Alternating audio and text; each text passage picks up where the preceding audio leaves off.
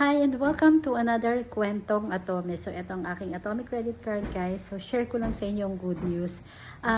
Kung napapanood nyo or isa kayo sa mga nanood ng video ko about dito sa Atome, naisabi ko doon or nabanggit ko doon na yung na-approve sa akin na credit limit is 15,000 upon application nito.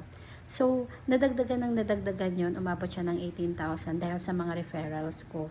Kasi may extra points kapag may na-approve ka na mga nire-refer mo. So, may additional 400 ganyan per referral, plus may additional points pa doon sa Atome mo.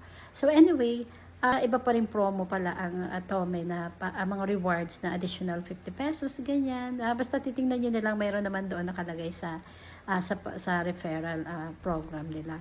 But anyway, nagulat lang ako kasi kanina, pag-check ko, ang credit limit ko na ay 29,450.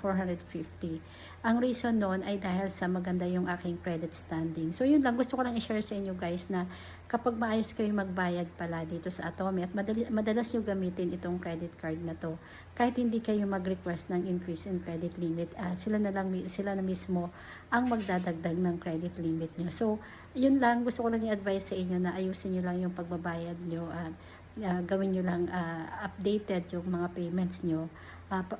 Yun nga, gagamitin nyo rin lagi siya para madagdagan yung inyong credit limit. So, yun lang guys. Thank you.